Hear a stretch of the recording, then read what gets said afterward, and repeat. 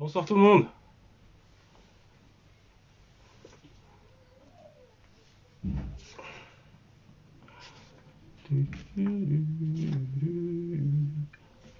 Bonsoir tout le monde, j'espère que vous allez bien. Vous avez passé une bonne journée. Merci à tous ceux qui étaient présents. Monsieur Mathieu, toujours les mêmes. Bonsoir, bonsoir. Merci à ceux qui étaient présents la fois dernière avec Karim Ziabat, qui a été très très brillant comme d'habitude. Merci à vous d'être là, d'être présents. Aujourd'hui, on va essayer de débriefer, si j'ose dire, ce deuxième tour d'élection présidentielle. Donc entre Emmanuel Macron et Marine Le Pen.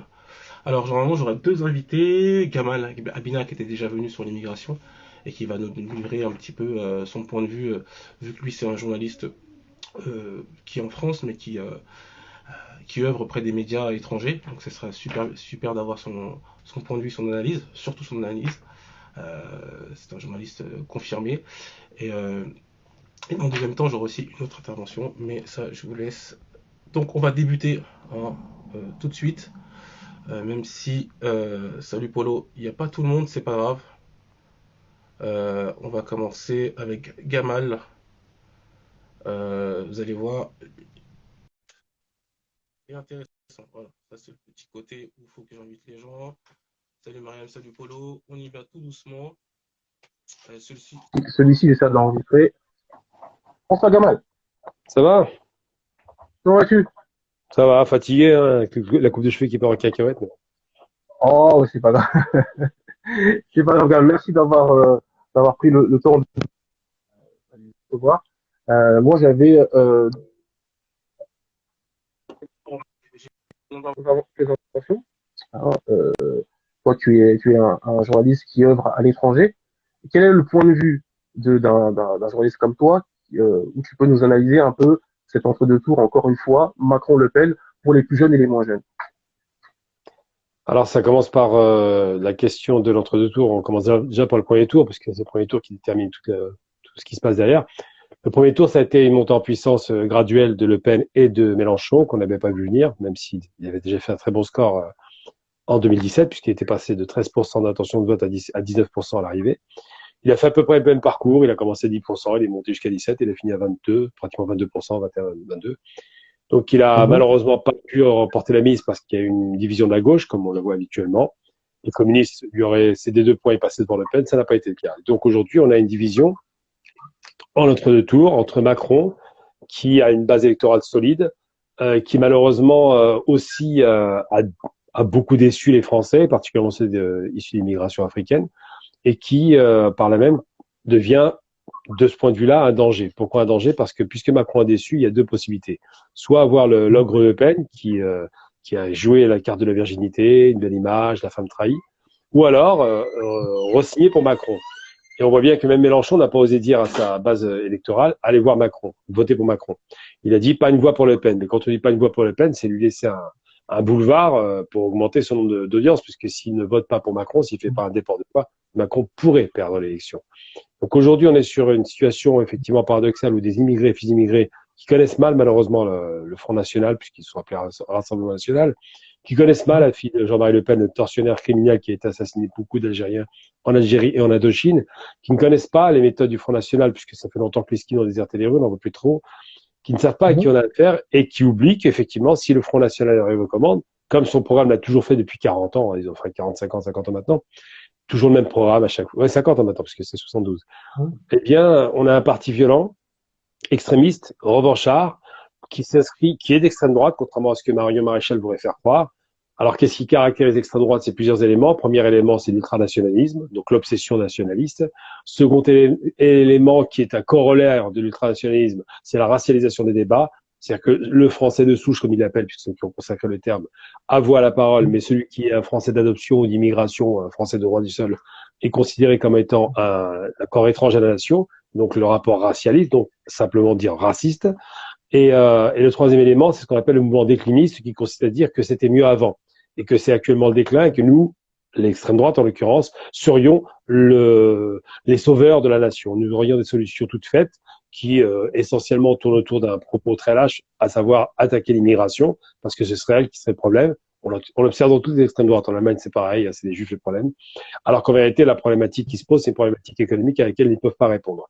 Donc leur seule solution, c'est l'immigrer, leur programme de parquet des immigrés, de sécurité, d'identité, enfin ce genre de bêtises-là, mais ne propose pas de solutions concrètes et sérieuses. Et c'est en cela que je considère que l'extrémisme de droite est un extrémisme raciste, violent et très très bête finalement. Mais malheureusement, la configuration actuelle entre deux tours, c'est un Macron qui est en bis repetita, qui a une base électorale qui correspond à peu près à 30% de la population qui a voté pour lui, exprimé face à une Le Pen qui est en montée en puissance considérable puisqu'elle a elle-même décroché 23% quasiment, plus Zemmour, 7%, on est à 30%, plus Dupont-Aignan, l'idiotil, qui a fait 2%, ça fait 32%. Ça signifie qu'en valeur absolue par rapport au premier tour, elle serait à 32% contre un Macron à 30%, avec pour l'instant peut-être la droite qui remporterait ses voix, mais pas tellement de gens qui remportent leur voix. Donc le risque actuel, c'est que l'abstention profite largement à Marine Le Pen qui se retrouvait à la tête de l'État à la prochaine mandature. Alors, merci pour cet état des lieux. Franchement, je peux pas mieux faire, parfait. Gamal, qu'est-ce que tu peux dire à nos jeunes et aux moins jeunes issus de l'immigration qui veulent voter pour Le Pen pour sanctionner la politique d'Emmanuel Macron? Qu'est-ce que tu peux leur dire, un petit rappel de ce que c'est le Front National, qu'on a connu appelé le Front National? Qu'est-ce que c'est le Front National et qu'est-ce que ça engendre et qu'est-ce que ça sera pour la population immigrée et aussi pour la population musulmane qui a voté fortement pour Jean-Luc Mélenchon? Alors Marine Le Pen a un double discours. Pour le coup, il est consacré. C'est-à-dire que pour ne pas perdre sa base électorale issue d'immigration, parce qu'elle sent bien qu'il y a un mécontentement et qu'elle pourrait surfer avec eux, elle fait croire qu'elle a des problèmes avec l'islamisme mais pas l'islam. Elle fait croire qu'elle a un problème avec le voile mais pas les femmes qu'il porte. Elle fait croire qu'elle est relativement une femme d'ouverture et de liberté, alors que c'est pas du tout le cas. C'est quelqu'un qui est dirigiste et extrêmement violent. Elle est très très nerveuse, c'est quelqu'un qui est très médiocre sur le plan des idées, mais qui par contre dans cette formation politique donnée par son père est radical. C'est la fille d'un tortionnaire qu'il a éduqué dans la haine des Arabes et des Noirs. Alors des Arabes très évidemment, puisque Jean-Marie Le Pen, qui a eu la haine de la perte de la guerre d'Algérie, quand ils ont perdu l'Algérie, il a fondé ce qu'on appelle le Front National. Donc, alors le Front National, pour donner un exemple très concret, c'est un peu comme l'OAS, c'est une réaction à l'Algérie. L'OAS, c'était un acronyme qui a été créé à la suite de l'organisation spéciale algérienne, qui est une organisation d'indépendantistes. Vous avez fait l'OS, et bien l'OS est arrivé à la fin de la guerre en réponse à ça. Et bien le Front National, c'est pareil. Le Pen perd la guerre en 62. 10 ans plus tard, il fonde le Front National en réaction au Front de Libération Nationale, qui était le Front de Libération algérien. Donc il a retiré le L de Libération pour faire le Front National. Le Front National, c'est un agrégat de partis, de mouvements, d'idéologies, d'extrême droite particulièrement, d'anciens néo-nazis, d'anciens de l'OS, donc de terroristes français qui ont assassiné en Algérie des Français et des Algériens d'ailleurs. Faut pas oublier que des Français étaient tués aussi par l'OS, de tout un agrégat de ce qu'on appelait les poujadistes, des mouvements très radicaux d'extrême droite. Les premiers, c'est Pierre Poujade, donc qui était à l'origine d'extrême droite, mais surtout de revanchards qui veulent prendre leur revanche. Ils perdent l'Algérie et ils partent du principe que parce qu'ils ont perdu l'Algérie, il n'y a aucune raison que les Algériens puissent évoluer en France. Ils ont un pays qu'ils dégagent, c'est ça l'idée. Mais quand ils disent l'Algérie, finalement, l'Algérie, c'était le facteur déclenchant de la perte de l'Afrique. Quand on perd l'empire colonial africain, c'est parce que l'Algérie commence sa révolution et que les Français ont concentré leurs efforts de plus en plus en lâchant les Africains au fur et à mesure. Ils ont lâché les Tunisiens et les Marocains en 56, puis après ils vont lâcher de façon téléguidée les États africains en 60, donc généralisation de fausses indépendances, pour concentrer leurs efforts sur les Algériens pendant 2 ans et finalement perdre la guerre. Donc l'empire colonial français s'achève sur une défaite. La France perd ses guerres depuis à peu près 220 ans. Et encore une fois, depuis Napoléon, pour être très précis, qui avait gagné en 1806, et après depuis c'est que des défaites. Et encore une fois, les Français se rendent compte qu'ils ont perdu leur prestige et leur empire, dont ils étaient si arrogants par rapport à cette question-là. Et quand on perd un empire, on est frustré. Et quand on est frustré, on veut se venger. Quand on veut se venger, on a un immigré qui est sous la patte, qui a été appelé par les Français. C'est bien les accords déviants qui ont conduit à l'immigration massive des Algériens parce qu'ils avaient besoin pour reconstruire une France qui avait été impactée par 2 guerres quand même, la Seconde Guerre mondiale, plus la guerre d'Algérie et du Vietnam d'ailleurs. Faut pas oublier que le Vietnam, ça a été, ce qu'on appelait l'Indochine à l'époque, c'était aussi une guerre perdue. Donc, ils avaient besoin de bras pour construire le pays parce qu'ils avaient perdu beaucoup d'hommes sur les différents fronts, en 14-18 et en 39-45. Et les bras, c'est quoi? C'est les anciennes colonies. Donc ça a été négocié tout ça, on n'est pas arrivé par hasard. Si on est ici aujourd'hui, c'est parce qu'ils nous voulaient. Et entre-temps, 30 glorieuses, tout se passe bien, puis après, la crise économique s'installe en 70. Et là, le chômage commence à monter. Les emplois occupés par l'immigration sont souvent des emplois subalternes, bâtiments, industrie, agriculture, en aucun cas des emplois de cadre, mais les Français qui se retrouvent de plus en plus au chômage sont instrumentalisés, on leur dit c'est eux qui prennent vos emplois. Alors, on prend pas les emplois évidemment, puisqu'ils ne veulent pas d'emploi dans le secondaire ou dans les métiers du bâtiment, les métiers pénibles. Mais l'idée reçue, c'est de se dire que ces ouvriers qui vont travailler tous les matins difficilement sont ceux qui prennent les emplois des Français. Ça, c'est ce qui était vendu en 70. D'appeler ça, ils venaient prendre le pain des Français. C'est ce que le Front National disait. Et puis, par la suite, dans les années 80, ils sont arrivés les enfants de ces immigrés qui sont nés avec des papiers français, le fameux droit du sol. Et donc, ces enfants d'immigrés sont arrivés dans un contexte assez violent aussi, puisque les skinheads commençaient à se développer. C'était des bagarres partout. Donc, les Africains se sont pris en main, arabes et noirs, pour faire quoi? Pour faire des organisations de défense anti-skinhead. Donc, il y a les Black Dragons, Requins Junior, Requins Vicieux, enfin, tout un tas d'organisations de bandes comme celle-là qui se sont constituées pour taper sur ces skinheads. Ils ont fini par éradiquer ce mouvement. Mais par contre, dans les esprits de certains, ils sont restés skinheads et ont commencé à voter. C'est-à-dire que les armes qu'ils utilisaient sur le terrain, on se rappelle de Serge Ayoub, par exemple, sont devenues des armes politiques. Donc, ils sont constitués en partis. On a encore les identitaires qui existaient, encore récemment, en parti politique, et ils ont rejoint, évidemment, le parti le plus important et le plus intéressant pour eux, le Front National. Donc, c'est essentiellement des organisations violentes qui, lorsque vous avez affaire à elles, sont toujours dans une expression violente verbale et souvent physique. Alors, je prends un exemple très concret me concernant. J'ai eu un débat contre Marine Le Pen en 2011. J'ai eu maille à partir pour Soral en 2012. À chaque fois que j'ai eu affaire à ces gens-là, j'ai eu des avalanches de menaces de mort. Bon, ça va pas bien loin, parce que je suis un homme. Ils sont assez lâches, ils frappent les femmes en général. Mais des menaces de mort, des intimidations, des insultes. C'est-à-dire que dès que vous avez un débat avec des gens du Front National, contrairement aux autres membres de la classe politique, j'ai eu beaucoup de gens en face de moi où ça se passe pas bien. J'ai bousculé comme Ségolène Royal ou autre, ou Jean-Louis Debré, mais on n'a pas de menace de mort, on n'a pas d'insulte. Le Front National, quand vous opposez, c'est immédiatement de la menace. Donc ça donne une petite idée de l'idéologie qui sous-tend ces partis-là. Alors, pour prendre un exemple des premiers mouvements qui correspondaient un peu à cette extrême droite, on avait l'extrême droite royaliste en France. On avait l'extrême droite du début du siècle dernier qui se traduisait par un homme qui s'appelait Drummond. Alors Drummond, il faisait assassiner les Juifs en Algérie quand il était député en Algérie, mais surtout, il participait aux ratonnades. Alors pas les Algériens, à l'époque, c'était les Italiens. Mais oui, dès qu'on est étranger, on passe à la casserole avec ces gens-là. Alors Drummond, Pierre Poujade, tout un tas comme ça de différentes, là je fais des grands sauts comme ça, de différents mouvements d'extrême droite ou royalistes qui se réclament d'une France pure, dure et racialement propre, sont les enfants naturels d'un homme, d'un idéologue français qui était d'ailleurs un aristocrate, mais surtout un haut responsable politique français. Enfin, c'était surtout un diplomate français qui a écrit un bouquin qui était un bouquin extrêmement à vomir, mais qui inspire les nazis. Cet homme a été effectivement l'idéologue qui a consacré l'inégalité des races. Donc là, évidemment, on est sur des gens qui ont une lecture de la société, des rapports d'État à État, d'être humain à être humain simplement, qui sont délétères dans la mesure où ils considèrent qu'il y a une race supérieure et une race inférieure. Donc, on a eu beaucoup d'idéologues comme ça qui sont nés en Occident, particulièrement en France et en Angleterre, et ces idéologues ont laissé des enfants. Donc, le Front National est un enfant, clairement l'enfant presque naturel de ces organisations, de ces penseurs.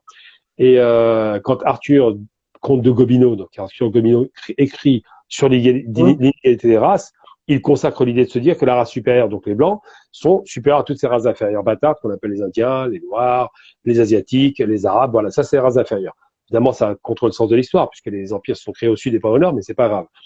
Et le Front National est clairement inscrit dans cette logique-là. C'est-à-dire que quand vous parlez à un frontiste au départ, il vous parle normalement, il peut, mais au bout d'un moment, quand vous le grattez un petit peu, ça devient immédiatement les insultes, les violences, et le sentiment que vous êtes tellement bête que vous avez été instrumentalisé par l'extrême gauche. C'est un peu ce qu'ils nous vendent toujours. Pour nous disqualifier, on est des gauchistes, que l'extrême gauche nous a éduqués, nous a expliqué que eux c'est les méchants, nous les victimes et les gauchistes nos amis. Mais c'est pas du tout comme ça que ça se passe.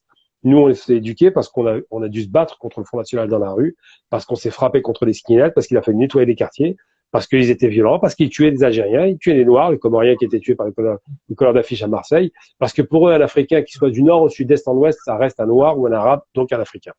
Et donc ces questions, on se pose dans ces termes-là, et ceux qui ont eu la tentative, l'envie de voter Front National, commettent une erreur parce que ils ne savent pas vers où ils vont. Alors j'ai envie de dire, quand on voit Viktor Orban, quand on voit les leaders de la Pologne extrêmement racistes, on a vu ce qui s'est passé avec l'histoire des Noirs qui arrivaient réfugiés d'Ukraine et qui ont été refoulés, parqués à la frontière. La tradition des camps est une grande tradition polonaise, mais quand même, Quand on voit les pogroms qui ont été perpétrés dans ces pays, il faut pas les oublier. Quand on voit que, quand on a même Bolsonaro, quand on voit le comportement qu'il a vis-à-vis des Indiens, vis-à-vis de la forêt amazonienne, le Front National, c'est toujours de la violence. Enfin, le Front National. Les extrêmes droites sont toujours de la violence. Donc, le Front National ne fera pas de différence. Il a changé de nom, mais rappelons quand même que Front National, c'est un front politique et c'est un front militaire dans l'idéologie de Le Pen. C'est un militaire. On peut toujours dire que quand il crée le Front National, il crée un front politique et un front armé. Et si les gens se trompent de colère, la colère vis-à-vis de Macron, elle est parfaitement légitime, on la discute pas. Sauf que de dire que Le Pen sera meilleur que Macron, bah, c'est deux erreurs. La première, d'abord, parce que Le Pen ne peut pas être meilleur que Macron. Macron, il y a des gens qui ont du mal à l'entendre, ça leur fait mal aux oreilles, je le répète, n'est pas un raciste. Ce n'est pas un idéologue.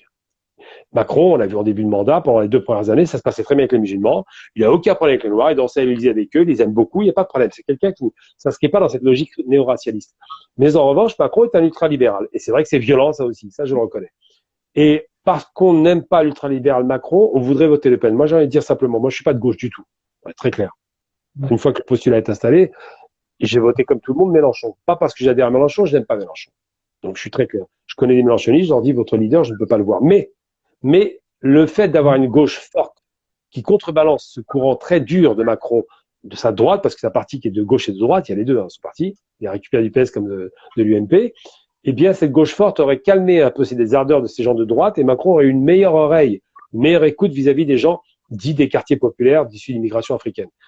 Maintenant, malheureusement, Mélenchon a perdu, on connaît la sentence, donc Macron a une droite extrême en face de lui, une extrême droite, une vraie extrême droite, il faut la consacrer, et à partir de là, et bien, il va avoir un discours beaucoup plus radical.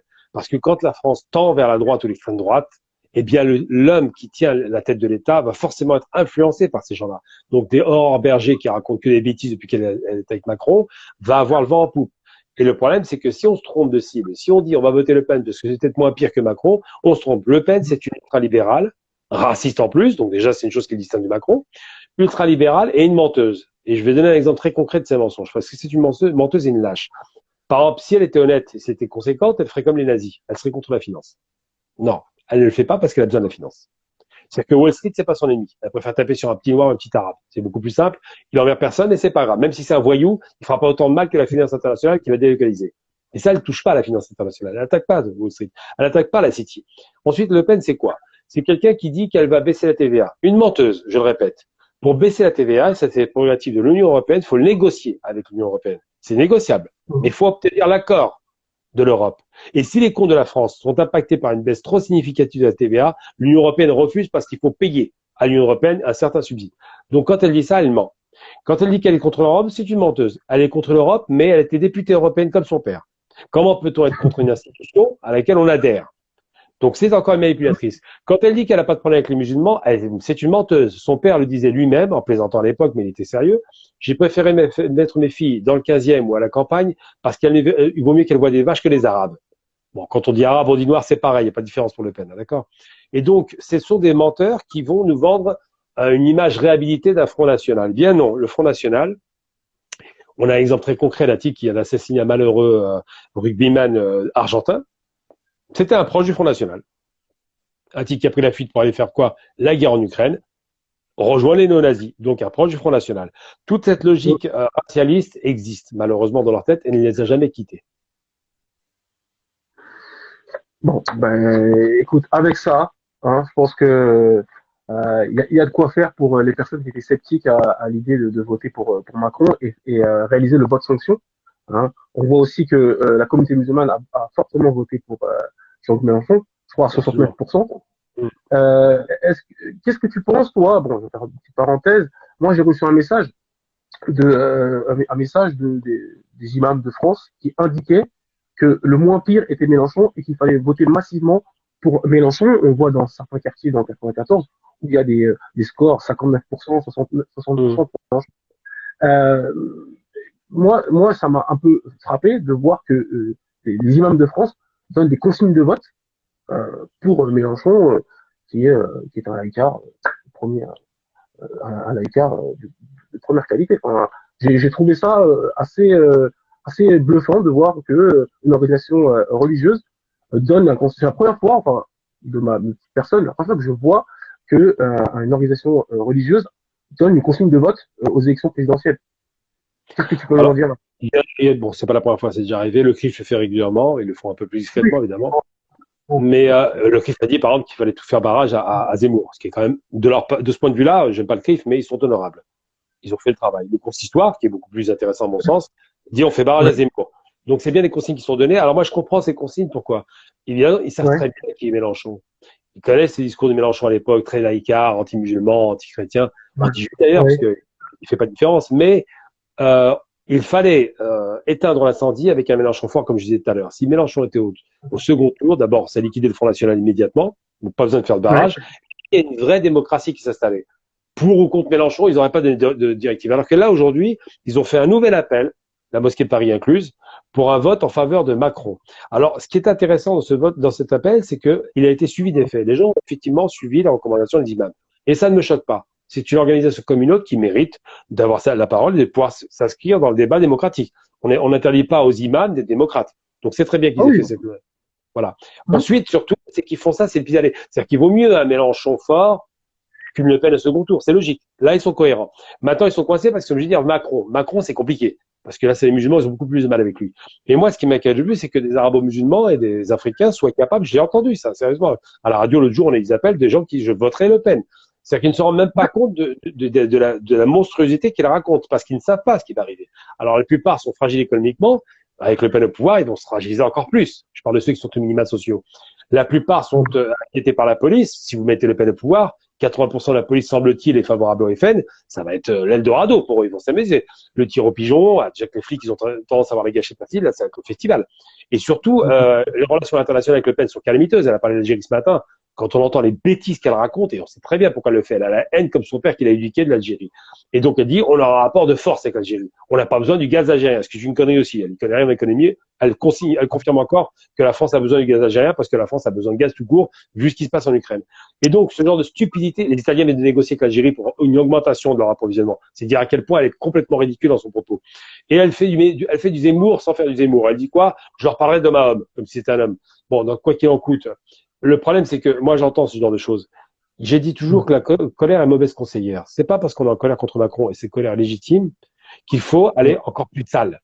C'est-à-dire que quoi qu'il arrive, la meilleure situation, c'est là où j'en veux un peu aux imams de pas avoir anticipé ça. Ils auraient dû faire des appels longtemps avant. La meilleure situation qui puisse arriver, en réalité, c'est que le troisième tour, donc pas la présidentielle, c'est foutu. Quasiment, on a une chance sur deux, et une grosse chance appuyée sur deux que Le Pen passe, parce que malheureusement, tous les indécis, tous les colériques, tous ceux qui ont été gilets jaunes auront tendance soit à s'abstenir, soit à voter Le Pen. Donc catastrophique. Si elle passe, il faut la bloquer aux législatives. Si Macron passe, il faut le bloquer aux législatives. Il faut imposer une cohabitation. C'est-à-dire que quel que soit le président à la tête de l'État, si le Premier ministre est ce qu'on appelle donc l'opposition, on va se retrouver avec un État rééquilibré, avec une dimension de gauche qui sera présente, avec une dimension raciste qui sera annulée parce que si Le Pen n'a pas la majorité au Parlement, soit elle remet son mandat en jeu, elle le fera pas parce qu'elle sera trop contente d'être présidente, soit elle se contentera de gérer les affaires extérieures. Mais elle ne pourra plus gérer l'intérieur parce que si on nomme un Premier ministre, c'est lui qui nomme le gouvernement et il sera forcément favorable aux gens qui ont voté pour lui. Donc, je pense que tout se jouera à la prochaine mandature, enfin à la prochaine élection, aux législatives. Et là, il doit y avoir une mobilisation. C'est-à-dire que là, pour moi, l'élection, elle est pliée, c'est foutu. Macron ou Le Pen, deux ultralibéraux. Le raciste, enfin la raciste et le non-raciste, certes, mais dans tous les cas de figure, ultralibéraux. À choisir, moi, je me pose même pas la question. Il vaut mieux un Macron qu'un Le Pen, mais bon, ça n'engage que moi. En revanche, si vous voulez ni signer Macron ni Le Pen, à ce moment-là, il faut une grande mobilisation, une très forte mobilisation derrière Mélenchon, pas derrière la droite qui n'existe plus, qui est morte, pas derrière la gauche qui a toujours volé tout le monde, mais derrière Mélenchon, non pas parce que j'aime Mélenchon, mais juste pour contrebalancer ce pouvoir, qui est un contre-pouvoir. Si on installe un contre-pouvoir, la politique française sera beaucoup moins sale qu'elle ne l'est jusqu'à présent, et on aura peut-être la possibilité d'être entendu. S'il n'y a pas de contre-pouvoir, eh bien les lois d'exception, comme la loi par exemple séparatiste, comme les fermetures de mosquées intempestives, comme des imbéciles comme le ministre de l'Intérieur qui se comporte comme leur dernier des hurluberlus qui trouvaient que Marine Le Pen n'allait pas encore assez loin dans son radicalisme, eh bien ces gens-là seront évincés. Et ce qui peut arriver de mieux, c'est à moi, pour ma part, un Macron à la tête de l'État avec un homme de gauche en tant que Premier ministre, comme à l'époque Chirac avec Jospin, ça permettrait d'avoir une France apaisée. Il y aurait beaucoup moins de tensions, ce serait beaucoup plus équilibré. Il négocierait à la tête de l'État toutes les questions et les syndicats seraient entendus et la population serait entendue. Et Macron, j'espère que ce sera lui, s'occuperait des questions internationales, dont il s'occupe pas si mal finalement. Quand on voit la liaison qu'il a avec la Russie, c'est pas mauvais ce qu'il fait. Donc il faut, ou même avec l'Algérie, on a bien vu que Macron, sauf le Mali, il est pas très bon, mais sur les questions internationales, il est pas trop mauvais. Sur le Mali, la question qui se pose, c'est que Macron est poussé par les radicaux qui veulent une présence imposée par la France au Niger. C'est le Niger qui intéresse les Français, c'est pas le Mali. Mais quoi qu'il en coûte, parce qu'ils veulent garantir leurs approvisionnements d'uranium, s'ils ont pas d'uranium, leurs centrales sont foutues. Donc c'est ça la question qui se pose aujourd'hui. Qui doit être à la tête? En aucun cas Le Pen, parce que Le Pen, elle va avoir un rapport détestable avec l'Algérie, elle va avoir un rapport méprisant avec l'Afrique, elle va jouer la tarée avec la Russie, de laquelle elle recevait l'argent, dans les billets. Donc pour montrer pas de blanche, pour montrer qu'elle n'a pas été corrompue par les Russes, elle va être radicale et bête. Elle commence à le dire déjà maintenant. Soit on veut faire les sanctions contre les Russes, soit ce genre de stupidité. Donc il faut faire très attention. La colère est mauvaise conseillère. Et moi, je pense que tous les gens qui sont en colère doivent se calmer, réfléchir une bonne nuit, laisser la nuit porter conseil et leur dire, ou même d'étudier qui est Le Pen, le parcours, les assassinats récurrents. Ils assassinaient des Noirs, des Arabes, ils ont jeté à la Seine. Bref, c'est le festival quand même quand on voit le nombre d'actes de violence. En 73, pour prendre l'exemple, une centaine d'Algériens assassinés à Marseille, la même année. Il a fallu que le président Boumedienne menace la France pour que les assassinats s'arrêtent de façon massive. Ça continue, mais moins massivement. Donc tout ça, c'est des choses qu'il faut rappeler. Si les gens ne savent pas à quel monstre ils ont affaire, ils ne se rendent pas compte. Le Pen, la principale problématique de Le Pen, c'est l'immigration. Ça n'est pas l'économie. C'est les immigrés. On est de trop chez elle. Elle veut garder les cerveaux, elle veut virer les bras. Eh bien, il faut commencer à réfléchir à ça, parce que la plupart d'entre nous ne sommes pas des cerveaux. Nous sommes des bras.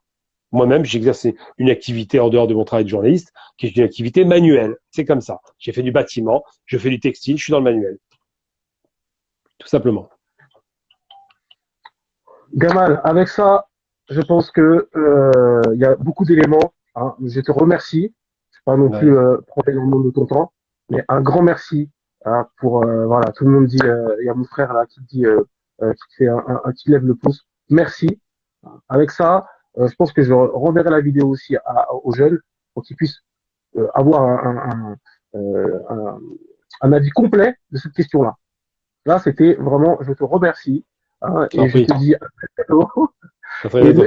Renvoie-moi tes interventions, même si c'est en arabe et tout, je comprends pas. Renvoie-moi tes interventions. Je regarde. Avec plaisir, sans problème.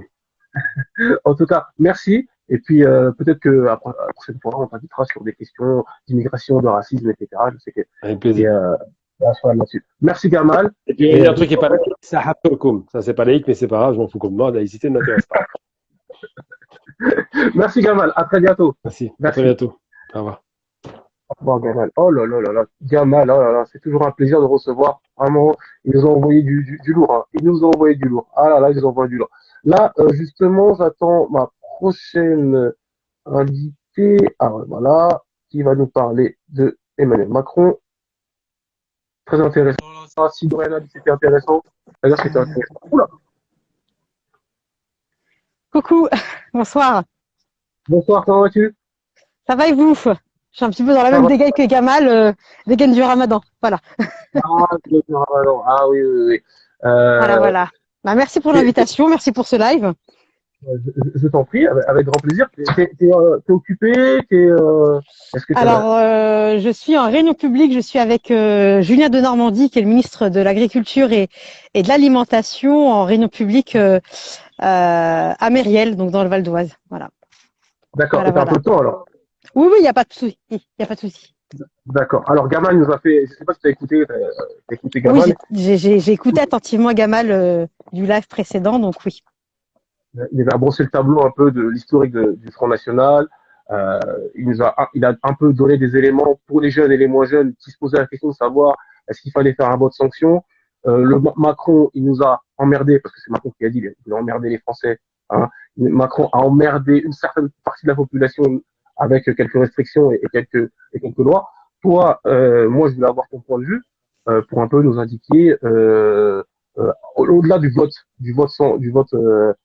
par adhésion à Emmanuel Macron, parce qu'on est obligé de voter pour Emmanuel Macron. Pourquoi devrons-nous voter pour Emmanuel Macron? Alors moi, j'aurai deux casquettes ce soir pendant ce live. J'aurai la casquette militante et je me cache pas. Vous avez juste à taper mon nom et mon nom sur Facebook. Je vais pas me cacher, je vais pas me dire que je ne soutiens pas Emmanuel Macron parce que je le soutiens. D'ailleurs, je suis en réunion publique pour le soutenir ce soir à Mériel dans le Val d'Oise. Mais j'ai aussi une casquette associative. de la présidente Tous Ensemble que je suis et qui a une seule ambition, c'est de lutter contre l'abstention et de faire voter les jeunes, de faire voter les habitants des QPV massivement. J'ai organisé un tour de France dans ce sens pour aller inscrire les jeunes et les habitants des QPV sur les listes électorales avant le scrutin, donc avant le 4 mars. Donc, moi, je suis une acharnée de la démocratie. Voilà, une acharnée de la démocratie parce que pour moi, si on vote, on existe publiquement, on existe politiquement et on existe surtout, je dirais, en tant que citoyen. En tant que citoyen, on a des droits, on a des devoirs. Le premier des droits, c'est quand même de participer à un scrutin démocratique, de choisir qui va nous gouverner, qui va décider à notre place, qui va nous représenter pendant les 6 ans quand on élit un maire, pendant les 5 ans quand on élit un député ou un président de la République. Donc c'est impérativement important pour moi de sensibiliser au vote. Et pour le vote de dimanche dernier, je suis heureuse d'avoir les scores qu'on connaît, qui est du coup une abstention qui n'a pas été aussi massive qu'on l'avait annoncé. Moi, beaucoup de gens m'avaient dit, tu vas voir, il y aura 70% d'abstention, les gens vont pas aller voter.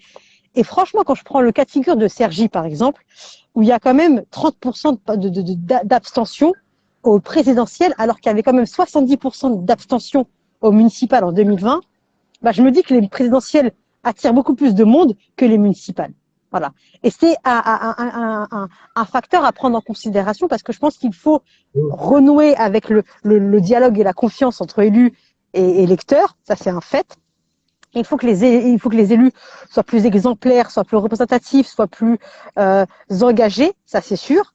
Mais il faut que les électeurs aussi prennent à bras le corps leur démocratie, leurs décisions, qu'ils n'hésitent pas à franchir le cap des mairies, à aller ouvrir les portes et à aller se saisir eux-mêmes de la décision publique. Parce que c'est comme ça qu'on va y arriver. Après, c'est sûr que sur le score en lui-même de dimanche, on sait pertinemment qu'il y a eu un vote sanction à l'égard d'Emmanuel Macron. Quand bien même, il a gagné des suffrages entre 2017 et 2022.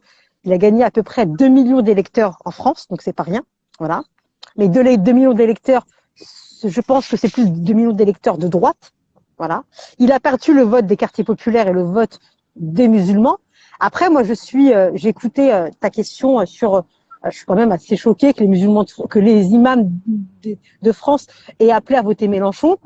Je pense que c'est se tromper de considérer. On a tous reçu le texto. Hein. Ceux qui Oui, sont non, sur mais moi le live, je l'ai reçu aussi, il n'y a pas de problème. Mais moi, je pense que c'est se tromper de considérer qu'il y a un vote musulman, c'est-à-dire que les musulmans de France vont voter comme un seul homme. C'est faux, parce qu'il y a autant de musulmans qui sont libéraux, il y a des musulmans qui sont radicaux, il y a des musulmans qui sont pas du tout démocrates et qui veulent pas du tout entendre parler du scrutin. Voilà. 69% des musulmans. Oui, non, mais ça c'est sûr. Mais de dire qu'il y a un vote musulman qui existe en France, c'est faux. Moi, je ne pense pas qu'il y a un vote musulman qui existe en France. Voilà. Il n'y a pas un vote communautaire musulman qui existe en France, ça c'est faux. Et donc, du coup, je peux comprendre le vote, les appels des mélenchonistes à voter contre Emmanuel Macron, et parce qu'il a été radical à l'égard des banlieues, qu'il n'a rien fait pour la diversité et qu'il a plutôt taxé les musulmans. Enfin, j'ai envie de vous dire, moi, je suis musulmane et je me considère pas, et je me suis jamais considérée comme étant persécutée pendant le quinquennat qui s'achève bientôt. Non, moi, pourtant, j'ai pas du tout été attaquée en tant que musulmane, attaquée en tant que femme, attaquée en tant que citoyenne.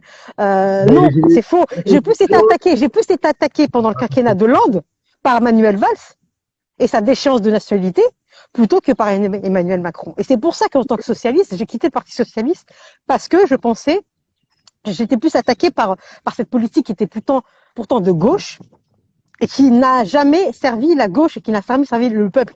Et c'est pour ça qu'Anne Hidalgo s'est retrouvée avec 1,8% dimanche dernier. Moi, je me sentais plus attaquée sous le quinquennat de Nicolas Sarkozy que sous le quinquennat d'Emmanuel Macron. Je veux dire, moi, demain, je peux porter le voile. Et d'ailleurs, aujourd'hui, il a félicité une femme qui portait le voile à Strasbourg, qui se considérait comme étant féministe. Et parce que c'est le cas, on peut être voilé et féministe. C'est le cas. Il faut se revendiquer. Il faut être fier de ce qu'on est. Il faut pas se cacher. Et je pense qu'on est dans un pays, dans une république qui nous permet d'avoir un voile sur la tête, qui nous permet de jeûner, de faire le ramadan, qui nous permet d'être aujourd'hui des citoyens à part entière et de participer à un scrutin démocratique. Donc on n'est pas dans un schéma que Mélenchon décrit, où on est persécuté, où les musulmans sont discriminés, où les musulmans sont mis en prison, où on n'est pas comme... Enfin, à entendre les mélenchonistes, on était dans un système comme les Ouïghours. C'est caricatural, mais c'est provocateur ce que je dis, mais volontaire. C'est-à-dire qu'on était, pour certains d'entre eux, alors je l'entends, il y a eu des fermetures des mosquées, il y a eu des dissolutions d'associations, je l'entends, mais est-ce qu'il le fallait? Je pense que oui, il le fallait. Je pense qu'il le fallait. Pour l'intérêt national et l'intégrité de la République. Je pense qu'il le fallait. Voilà. Je pense qu'il le fallait parce que on était dans on est dans un pays quand même qui est une république où il y a quand même des droits et des devoirs, comme je l'ai rappelé. Et notre premier devoir, c'est de respecter les lois de la République. Voilà, tout simplement. Et je pense que aussi, qu'on soit au Maroc ou en Algérie, on respecte les lois du pays, on respecte les lois de l'Algérie. Donc pourquoi on ne devrait pas respecter les lois de la France? Non. Les musulmans, les musulmans français respectent les lois. Non, bien sûr. Non, mais moi je parle des associations qui ont été dissoutes parce que elles étaient un petit peu borderline et qu'elles étaient peut-être dangereuses pour la République. Moi, c'est juste une différence entre les associations qui ont été jugées dangereuses ou qui ont été dissoutes parce qu'elles le méritaient. Mais le musulman lambda, hein, c'est-à-dire il doit avoir 11 millions de musulmans en France, bah, il paie ses impôts, il est correct, il apporte de la richesse à la France, il n'y a aucun souci.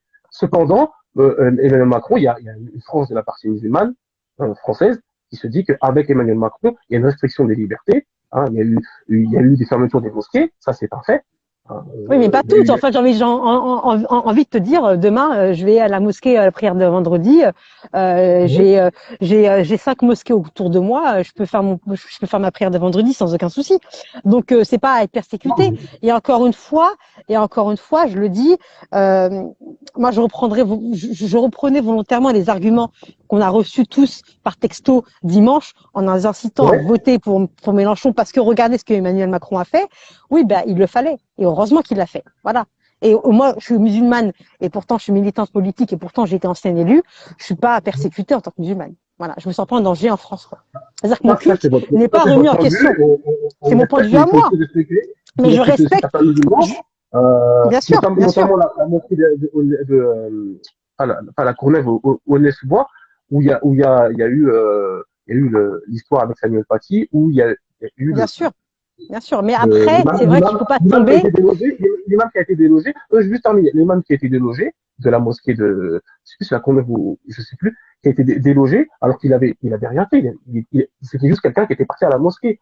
Je pense qu'il faut pas sombrer non plus dans quelque chose qui est dans le tout islam où Emmanuel Macron, je pense pas qu'elle soit un anti-islam. Cependant, à choisir entre Mélenchon et Emmanuel Macron pour les musulmans, ils ont préféré se diriger vers Mélenchon. Bon, je trouve pas que ça soit. Et là, justement, il y a une consigne de vote de la mosquée de Paris pour Emmanuel Macron concernant le deuxième tour. Là, du coup, on va pas refaire le match parce que Jean-Luc Mélenchon a été éliminé pour le second tour. Là, on est dans un second tour qui est assez dangereux avec Marine Le Pen qui est aux portes du pouvoir. Donc moi, je sollicite et j'ai signé une tribune d'ailleurs qui va paraître dans Le Monde et dans pas mal de médias dès demain avec des élus et des membres de la diversité du milieu associatif.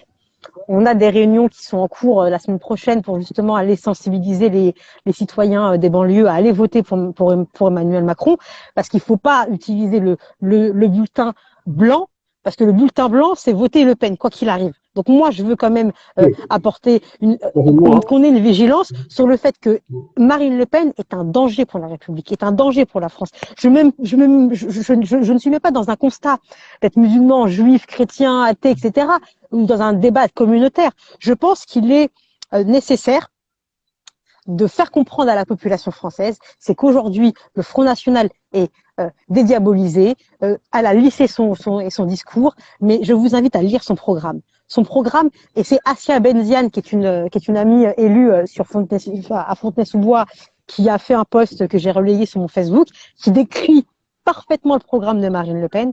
et je peux vous dire qu'il fait froid dans le dos. Voilà, il fait froid dans le dos parce que pour moi, c'est un risque de voir voilà, c'est un danger sur les libertés, c'est un danger pour l'économie. Elle veut nous sortir de l'Europe, donc admettons, on sort de l'Europe. Demain, ma maison, elle perd 15% de la valeur.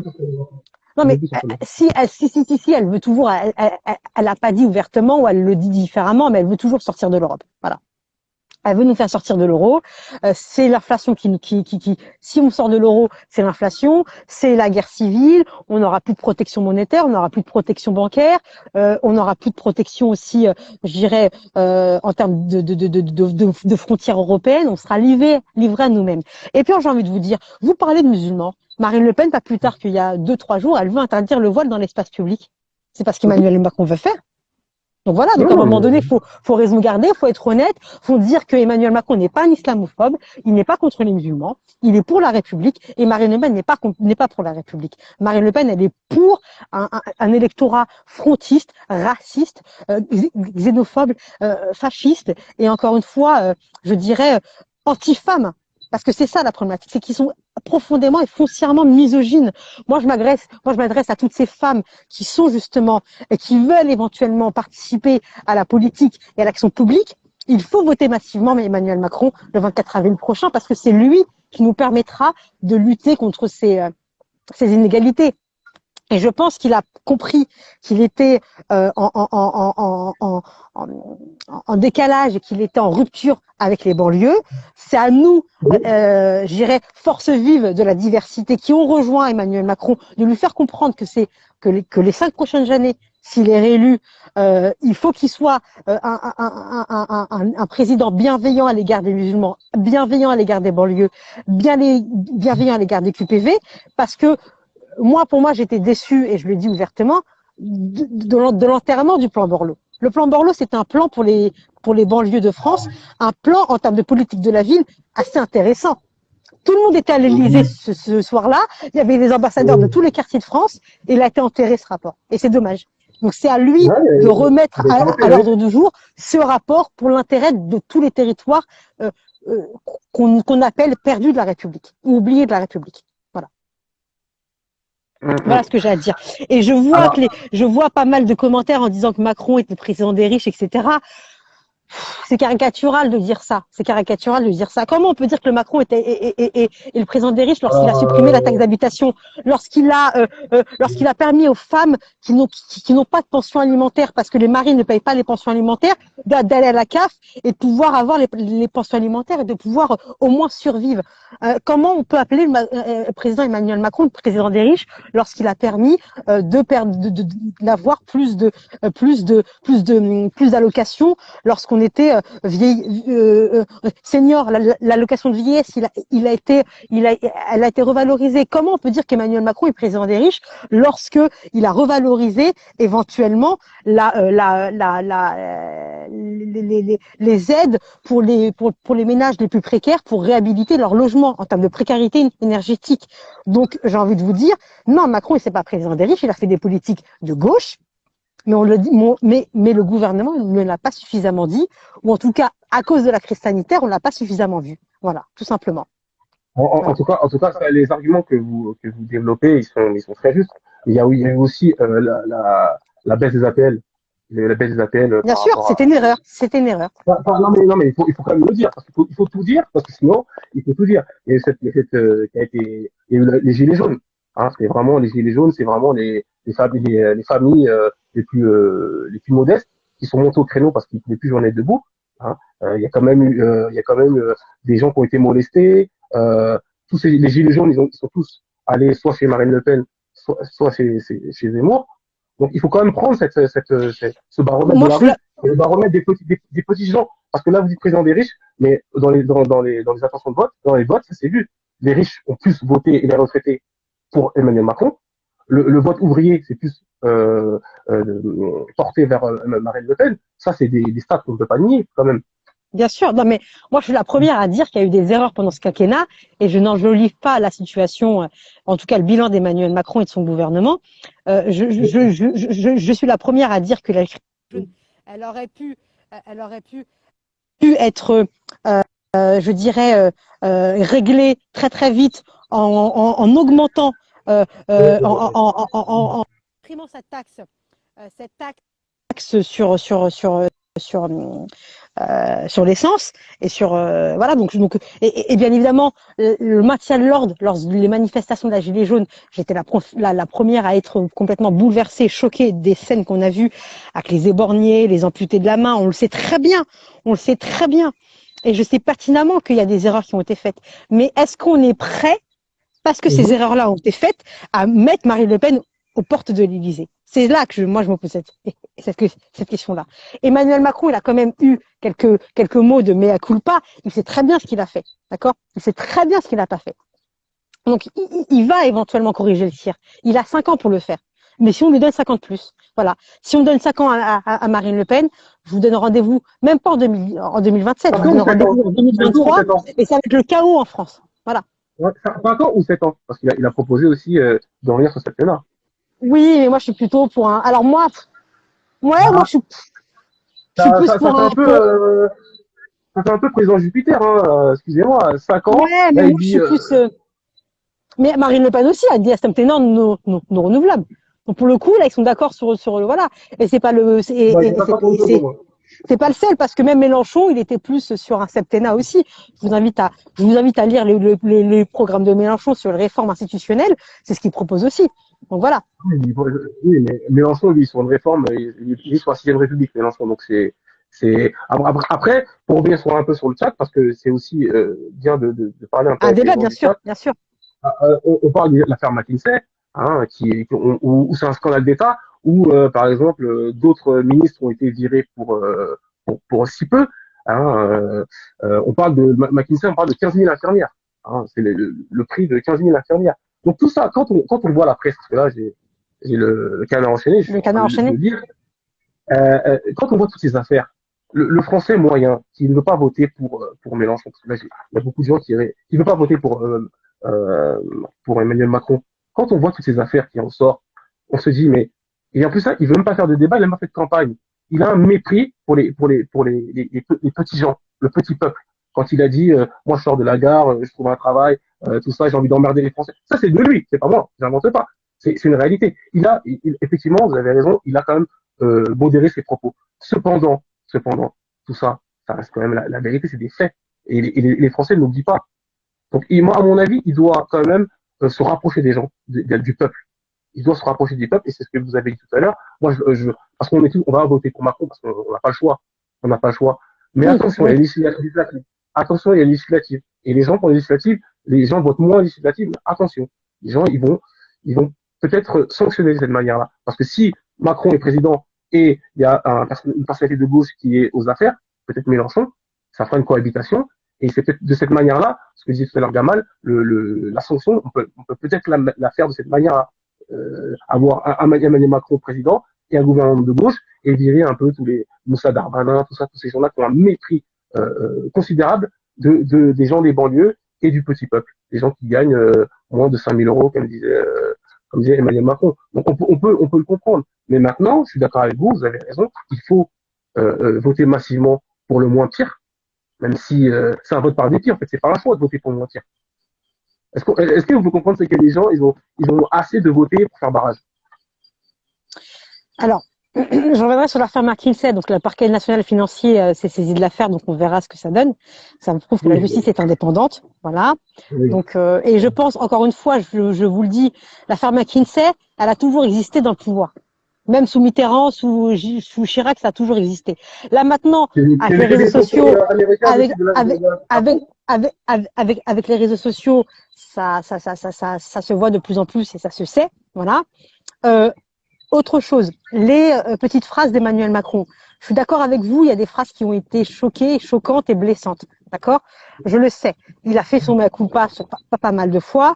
Je pense qu'il a aussi, et c'est pour ça que moi j'ai adhéré à Emmanuel Macron dès 2016, parce qu'il n'est pas hypocrite. C'est-à-dire que quand il a envie de vous dire les choses dans les yeux, il vous le dit. Moi, à la limite, je préfère quelqu'un qui soit honnête, qui me dit éventuellement les choses, même maladroitement qui me blesse, ou plutôt qu'un élu qui va me dire, qui va me faire des sourires, ou qui va enrober son discours et qui va plutôt plutôt éventuellement me mettre des couteaux dans le dos et qui va éventuellement par ses politiques et par ses positions, comme éventuellement un Nicolas Sarkozy qui était plutôt moins cash et qui était beaucoup plus voilà, ou comme un Hollande, mais qui nous a mis beaucoup de couteaux dans le dos en termes de peuple de gauche. On en parle du mandat du quinquennat Hollande. Qu'est-ce qu'il a fait? Qu'est-ce qu'il a fait? Je dirais que même en termes de musulmans, les réquisitions administratives au lendemain des attentats du Bataclan, lorsqu'il y avait des gens qui étaient clean, ils ont été réquisitionnés, ils ont été assignés à résidence. On en parle de ça? Mais ça aussi, c'était contre les musulmans. Oui, mais jusqu'à prendre du contraire, Emmanuel Macron était ministre.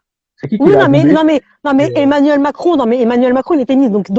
Donc, c'est-à-dire qu'on va en vouloir à tous les ministres du gouvernement sous Hollande. Moi, je parle du président de la République Hollande. C'est lui qui a donné la possibilité d'assigner les gens à résidence alors qu'ils étaient innocents. C'est lui qui a aussi parlé la déchéance de nationalité en congrès à Versailles. Donc, à un moment donné, il faut aussi contextualiser les choses et arrêter de dire que Emmanuel Macron et c'est lui qui est contre tout le monde. Je entends des élus socialistes critiquer Macron. À un moment donné, il faut aussi dire que Hollande a aussi fait des erreurs. D'accord. Sur le fait que Emmanuel Macron se rapproche du peuple. Non mais bien sûr, non mais parce que ça me fait doucement rire les hypocrites qui parlent d'Emmanuel Macron alors qu'ils sont en incapacité de juger des erreurs de Hollande. C'est tout. Je contextualise et je remets les choses à sa place. Une fois les choses dites, moi je reviens sur une chose que vous avez dit. Je pense que les législatives, c'est aussi un moyen de vote sanction pour Emmanuel Macron et c'est aussi, je pense, comme l'a dit Gamal, la possibilité d'avoir une cohabitation qui va pas dire son nom. Et je pense qu'on est peut-être à deux doigts d'une cohabitation. Je le pense. Alors, en tout cas, on n'aura pas la majorité, on n'aura pas de majorité présidentielle à l'Assemblée nationale. Ça, c'est sûr. En tout cas, on aura une majorité très relative. Voilà. Alors oui, mais alors, vous avez raison. Emmanuel Macron, Sarkozy, ils ont fait pas mal d'erreurs, ils ont fait des belles choses, il n'y a pas de souci. Maintenant, nous, on parle du président sortant, en l'occurrence Emmanuel Macron. McKinsey, un cabinet de conseil américain, a ingéré sur l'État français. Ça, en tout cas, c'est du jamais vu, ça. Ça, on peut quand même le dire. Après, c'est encore, c'est pas bon. Des cabinets d'audit, des cabinets d'audit, c'est pas ingéré, des cabinets d'audit qui font des audits pour la mise en place d'une politique publique, ça a toujours existé, d'accord? Emmanuel Macron n'a pas inventé l'eau chaude. Ça a toujours existé. À ce prix-là? Bah, à ce prix-là, oui, après les prix sont pharaoniques, peut-être, mais ça a toujours existé. Donc, le concept en lui-même n'est pas innovant. Voilà. Oui, le concept. Mais le fait même les mairies font appel à un cabinet d'audit. Voilà, je veux mettre en place un parc municipal. Est-ce que vous pouvez me conseiller, etc. Toutes les mairies, un département fait appel à un cabinet d'audit pour la gestion de ses voiries. Et c'est partout pareil. Et est-ce qu'on incrimine les départements de France ou les mairies voilà. Il y a des ministres normalement qui sont censés gérer ce genre de choses, pas des cabinets de conseil américains. Oui, mais je le redis, même les collectivités territoriales font appel à des cabinets d'audit pour anticiper les politiques publiques qu'ils vont mettre en place. Voilà. Donc en fait, Emmanuel Macron n'a pas inventé l'eau chaude sur ça. Il n'a pas inventé. En tout cas, il y a le parquet a saisi l'affaire. Donc c'est ça. Donc on va laisser la justice faire son travail. Si le parquet saisit l'affaire, c'est qu'à mon avis, il doit y avoir quand même des choses assez. Mais bon. Non, je contextualise les faits sur le parquet national financier a fait saisir l'affaire sur les problèmes de fiscalité que McKinsey n'a pas payé suffisamment d'impôts ou a fait un micmac fiscal pour ne pas les payer. Donc c'est sur ça que le PNF a été saisi. Voilà. Enfin, c'est autosaisi. D'accord, très bien. Alors, il y a beaucoup d'auditeurs qui réagissent. Venez sur la vidéo parce que ce que est en train de soulever, c'est vrai qu'il faut détendre le j'ai juste une réunion avec un ministre qui m'attend, mais c'est tout, c'est pas grave. Il faut mais c'est intéressant, Il faut donner envie aux gens de voter pour Macron. Mais c'est intéressant, mais il faut voter Macron parce que voilà, et encore une fois, moi, je serais parmi de celles et ceux qui vont forcer le président de la République, s'il est réélu, le 24 prochain, de le faire venir plus suffisamment sur le terrain, d'être connecté aux associations qui font du vrai taf, qui font du vrai travail. Je pense à banlieue santé, sur la circonscription dans laquelle je suis, à United, à Explicité, à pas mal d'associations qui sont du terrain, qui font les choses pour la précarité alimentaire, pour la précarité sociale, pour lutter contre le décrochage À scolaire. la Ça, sauvegarde. c'est des associations à la Sauvegarde 95, à Espérer 95. Tout ça, c'est des associations de terrain que le président de la République doit rencontrer parce que c'est eux qui font la France, c'est eux qui font nos territoires et c'est eux qui font, la force de la République. C'est eux. C'est avant tout eux. C'est pas forcément le président de la République, c'est pas forcément le gouvernement. C'est d'abord les forces militantes et les forces vives de la nation. C'est le terrain qui fait les choses. Et il faut que le président de la République soit connecté au terrain. Il faut qu'il arrête d'être entouré par des jeunes technocrates et qui pensent tout connaître. Mais ça, c'est le mal de tout président de la République qui malheureusement se laisse enfermer dans le palais de l'Élysée doré. Et je suis persuadée que même si Marine Le Pen aurait été, elle est demain à l'Élysée, ou même si ça avait été Jean-Luc Mélenchon, il aurait été dans cette même confiscation de la réalité des choses, parce qu'une fois qu'on est au pouvoir, on est complètement déconnecté de la réalité. Et ça a été le cas de Sarkozy, de Hollande, de Macron, c'est le cas. Et encore une fois, c'est au président de la République d'incarner le pouvoir. Oui, qu'est-ce que le président? On a vu le c'est hyper ça. président comme Sarkozy ou Macron, mais il y a des ministres, il y a des chargés de mission, il y a des gens qui peuvent insuffler un peu la réalité du terrain. Bien sûr. Et un président qui est pas proche de son peuple, c'est pas un président. Excusez-moi. Bien sûr. Bien sûr, mais il faut aussi qu'il s'appuie aussi, et j'insiste, vous avez raison sur le terrain, mais j'insiste aussi sur les élus de terrain. Il faut qu'ils sortent de tous les conseillers municipaux, de tous les adjoints, de tous les maires qui font le boulot quotidiennement auprès des élus, auprès des citoyens et des citoyennes. Ça aussi, c'est des relais importants pour savoir comment on doit gérer la France et comment on doit la gérer ensemble. C'est pour ça que j'ai fondé Tous Ensemble. Là, c'est une association qui, pour moi, est importante, qui vise à gérer ensemble les choses, avec le secteur associatif, le secteur culturel, le secteur sportif aussi, le secteur aussi économique. On parle aussi du tissu économique, nos entreprises du terrain sont fondamentales. Donc tous ensemble, c'est un petit peu ce maillage-là territorial qu'on doit construire et que le président Macron doit aussi éventuellement inventer des choses, etc. Donc c'est pour ça qu'on doit réinventer les choses et faire une politique autrement, et je dirais avec nous, avec vous et avec Emmanuel Macron. Voilà. C'est tout. En tout cas, merci de ton intervention. Allez voter massivement pour Emmanuel Macron, s'il vous plaît. C'est l'intérêt de la France qui est en jeu. Voilà, et notre intérêt à tous. Bon, en tout cas, il y a Wendy qui est de la sauvegarde là, qui vient d'arriver. Bon, en tout cas, on a tous entendu. Merci à vous. Merci en tout cas d'avoir répondu à l'invitation. Et puis peut-être au prochain. À quand vous voulez. À votre disposition. On peut tutoyer. Au prochain couronnement du président ou de la présidente. Mais quand tu veux pour un live démocratique ou sur d'autres thématiques, je serai disponible. Okay. Voilà. En tout cas, un grand merci, une belle soirée, une belle réunion. Les autres, restez. On va faire intervenir les autres parce qu'ils ont beaucoup parlé. Hein. Au revoir. Ils ont beaucoup parlé. Au revoir, à bientôt. Et bon courage pour la suite. Alors, vous avez beaucoup parlé. Alors, il y a Marx qui est offensif. Il y a Polo qui est offensif. Venez réagir sur ce qui a été dit. On a eu Gamal qui a été très percutant. Hein. On a eu aussi ce discours, c'est une militante de Emmanuel Macron, donc forcément, elle protège son roi. Mais nous, en tout cas, qui sommes là, on se sent de moins en moins écoutés, de moins en moins payés, un pouvoir d'achat qui est en berne. On sent on sent que cette élection-là, on nous la vole. Donc venez réagir. Moi, je veux que Paul vienne, je veux que Tax vienne. J'ai aussi Kevin qui est là. Venez échanger. Il nous reste 5 minutes pour un peu donner vos réactions par rapport aux deux intervenants. Attendez, je vais voir. Il y a Fatou aussi qui était là. Il y a Fatou qui devait venir. Il commence à avoir une belle communauté. En tous les cas, merci à ceux qui sont toujours présents, qui sont toujours là. Voilà, on va inviter les gens. Bonsoir tout le monde. Je pense que on ne peut pas nier que cette élection, en tout cas, ça fait bouger les lignes, ça vous remue. Et voilà, Tark il a refusé. Ben voilà. petit poulet, pourquoi tu refuses? Et Polo, Polo, Polo, pas venir. Bah, dites non. Riaz, ouh là là là là là là là, il y a Riaz qui est là, on va l'inviter, Riaz. On va l'inviter. Riaz, c'est quelqu'un que j'affectionne beaucoup, c'est lui euh, qui m'a initié à la politique. On va l'inviter, celui-là, c'est un beau client. C'est un bon client, Riaz. Hein. Alors, on va lui demander 5 minutes et il nous livre un peu son impression. Merci, merci. Bonsoir, bonsoir ceux qui viennent nous rejoindre. Kayane de Babia. Riyaz, Monsieur Salif Sissoko, ah, Riyaz, j'ai obtenu le gros poisson. J'ai un gros poisson. J'ai un gros poisson. Bonsoir, Riyaz, comment vas-tu? j'ai maigri, j'ai maigri, j'ai maigri. Non, mais je parle en termes de politique, Riyaz, bien évidemment. Riyaz, donne-nous tes impressions, Riyaz. C'est toi qui m'as initié à la politique.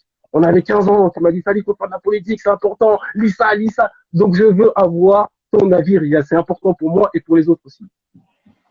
Oh là là, c'est tellement compliqué, mais on va dire que, il y a un vrai risque. Après, ça c'est mon avis. J'ai pas écouté avant, j'ai pas écouté ma petite fille. Ce que je pense, c'est qu'il y a un vrai risque que Le Pen puisse passer. Pourquoi? Parce que j'ai l'impression qu'il y a des gens qui détestent Macron, mais c'est viscéral. Et que, en gros, ils sont prêts à ne pas voter Macron juste parce qu'ils l'aiment pas. Ils sont prêts soit à mettre un bulletin à Marine Le Pen ou soit s'abstenir. Donc finalement, ça augmente les chances de Marine Le Pen de passer. Et surtout, c'est qu'il y a beaucoup de gens aujourd'hui aussi qui considèrent moins Marine Le Pen comme une raciste. On entend, c'est la maman des Français, mais c'est la maman de quel Français, quoi, tu vois, et c'est ça. Moi, je pense qu'il y a un vrai risque, c'est que si les gens, ils se bougent pas pour aller voter, mettre Macron, même s'ils l'aiment pas, eh ben, on a des chances de se retrouver avec une présidente du Front National en tant que présidente de la France. Donc, voilà. Et qu'est-ce que tu penses de ce que avait pu dire Karim Ziabat ou Gamal, que le troisième tour, il serait beaucoup plus sanglant si la masse de personnes vote aux législatives pour qu'il y ait une cohabitation, comme l'a indiqué tout à l'heure. Qu'est-ce que tu penses de cette possibilité où Jean-Luc Mélenchon serait le Premier ministre avec un gouvernement de gauche et un président Macron, Jupiter, en tant que président? Non, mais effectivement, en fait, je préférais que les gens ils se disent maintenant, ok, je vais voter Macron, d'accord, ok, je vais le voter, je l'aime pas, mais je vais voter pour lui parce que je veux pas d'une raciste à la tête de la France. Je préfère faire ça et que ces mêmes gens-là, après, se mobilisent pour les élections législatives à fond. S'ils détestent Macron, bah, qu'ils votent tous, peu importe qui, mais tu vois, qui votent Mélenchon si c'est celui qui représente le plus la gauche, mais je pense, et ça c'est aussi, ça c'est mon avis, je pense que bah, tu vas arriver au législatif et chacun va repartir un peu sur ses appareils de les socialistes vont voter socialistes, tu vois, il y aura pas d'union de la gauche, j'y crois pas non plus, il y en a pas eu là, alors qu'ils avaient le temps, ils avaient tout ils avaient tous les indicateurs qui montraient qu'ils auraient pu s'unir et passer. Et t'inquiète pas que c'est pas quand tu vas parler de législatif et tu vas dire bon, tu mets qui à Cergy et là, ça va se battre. Ah ben non, ils vont mettre un écologique, un écologiste, ils vont mettre un PS, ils vont mettre la France insoumise et ça sera divisé aussi. S'ils arrivent à s'entendre, très bien, mais j'y crois pas non plus. Mais je préférerais et je pense que potentiellement, c'est possible qu'il n'aura pas de majorité forte. Peut-être qu'il aura une petite majorité, mais je pense que la droite, ils peuvent s'unir, ils peuvent se réveiller là à ce moment-là. Mais si les gens qui veulent le punir, c'est pas au second tour qu'il faut les punir, c'est après qu'il faut arriver. Bah, écoute, Riaz, j'espère que ce live aura permis à certaines personnes de pouvoir changer un petit peu leur idée, mais il y en a beaucoup qui veulent sanctionner Macron. Ils disent le Front National n'a jamais chose à faire. Qu'est-ce qu'on va perdre, que ce soit Macron ou, euh, ou Marine Le Pen, qu'est-ce que ça va changer pour eux? C'est ça alors la question. Et il y en a plein qui sont présents ici, ils veulent pas le dire. Mais je leur mets Mais à moi, j'ai plat. une question pour toi. J'ai une question pour toi, Salif. Moi, je Ouais, sais ce que je lui reproche à Macron. Toi, est-ce que tu peux m'expliquer ce que tu lui reproches et ce que les gens lui reprochent? alors, moi, je pense que le mépris total envers les classes populaires et les gens issus de l'immigration et des pauvres, avec des phrases, j'ai envie d'emmerder les Français, c'est digne d'un président de la République de dire je vais emmerder les Français. Et quand il parle des Français, il parle pas des Français les bourgeois parisiens. Il parle des Français, des gilets jaunes, qu'il a molesté à tout va.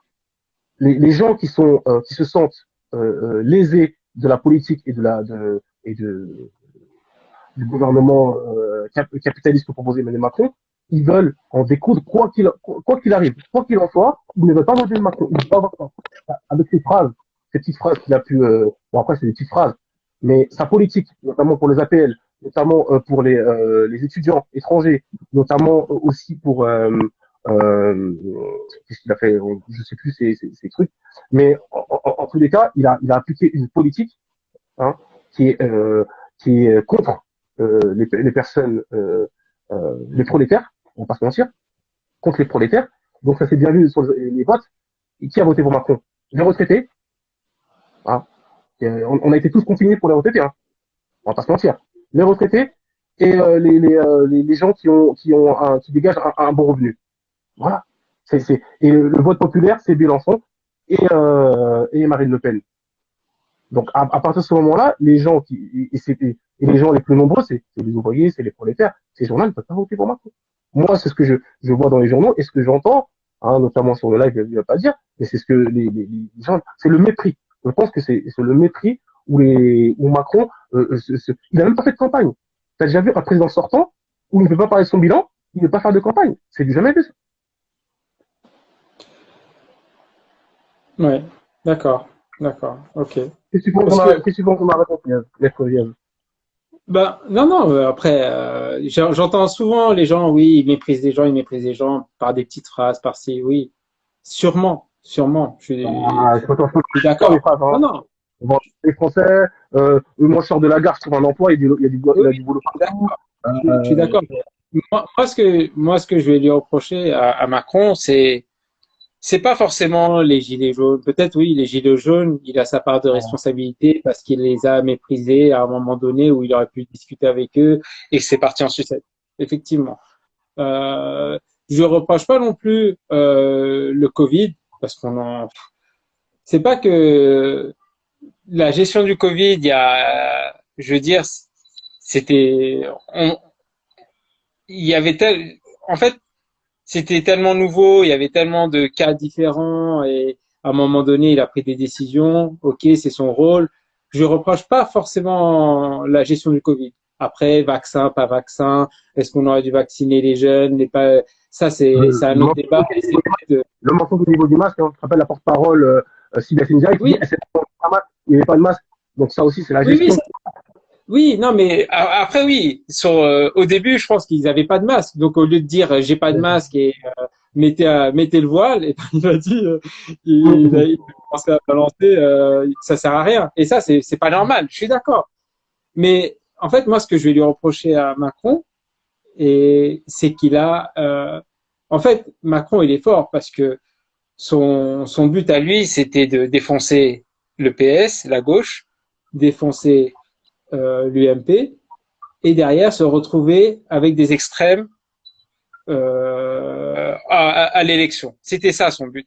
Et moi, ce que je lui reproche, c'est qu'il a laissé parler, laissé de la place à tous ces sujets d'extrême droite, d'immigration, de ci, de ça, pour que lui derrière, bah, il se dise, parce que il aurait eu quelqu'un du MP fort devant lui ou quelqu'un du PS à l'ancienne, peut-être fort, qui représente des idées socialistes. Bon, Mélenchon, il était là, il avait ça. Sauf que les dernières voix qui lui manquaient, bon, c'est peut-être dû au Parti communiste, peut-être dû à Hidalgo, peut-être dû aussi à sa personne. Mais il y était presque. Il représentait la figure de gauche. Mais à droite, bah, s'il avait eu, je sais pas, un Barnier ou un Bertrand, peut-être qu'il passait pas. Parce que les gens, ils en voulaient pas de lui, ils auraient voté. Il a eu la chance de tomber contre Pécresse qui s'est loupé. Mais voilà, moi, ce que je lui reproche, c'est qu'il a laissé monter tous ces extrêmes. Pendant 5 ans, bah, t'as un pays divisé. T'as des gens qui se regardent méchamment dans la rue. Ah, lui, c'est peut-être lui, c'est un blanc, c'est peut-être un raciste. Ah, lui, c'est un noir, peut-être il va, lui, même pas, tu vois.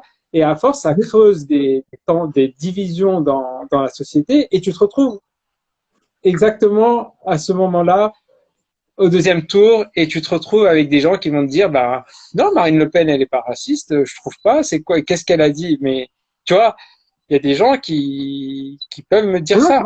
Qui me dire, il y a des gens que je connais qui m'ont dit, je vais voter Marine. Ouais, mais moi aussi, mais il y a des gens qu'on a en commun qui ont voté et qui sont issus de l'immigration, qui te disent, eh, c'est bon, moi, ils m'ont eu une fois, deux fois, trois fois, parce que ce scénario-là, on l'a eu avec Chirac et Le Pen, hein.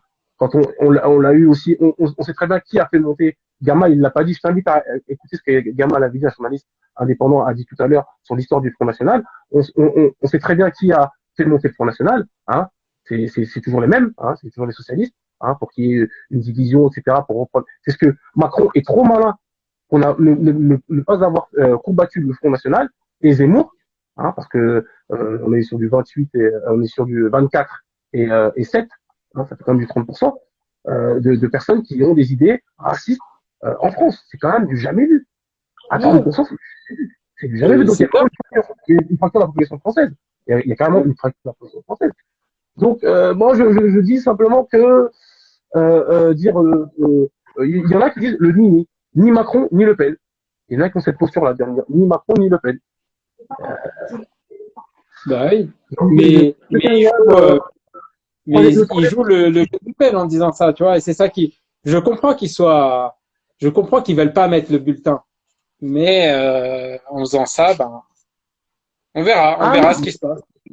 Alors, moi, je pense que le troisième tour sera décisif, hein. Il faudra aux législatives voter en masse pour que Macron, le roi Jupiter, se retrouve, c'est l'heure de manger rien, je sais, le roi Jupiter se retrouve avec un gouvernement de gauche. Donc c'est là où j'appellerai, dans la petite mesure, les gens à voter massivement aux législatives. C'est très important.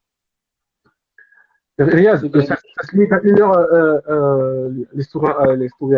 les lives Instagram. Donc je te remercie d'avoir, je t'ai un peu pris au piège, hein, je t'ai rajouté et t'as appuyé. C'est comme ça. En tout cas, merci d'être là. Hein, je sais que ta femme elle regarde souvent, pas toi. Hein. Partout, on peut pas être bon partout, Riyad. Hein. C'est quelque chose. Je te souhaite une belle soirée, un bon appétit et un salam à tout le monde. Merci, merci. Allez, à très bientôt. Alors, il reste une petite minute. Est-ce que Parks il veut intervenir parce qu'il il a été très présent sur le chat.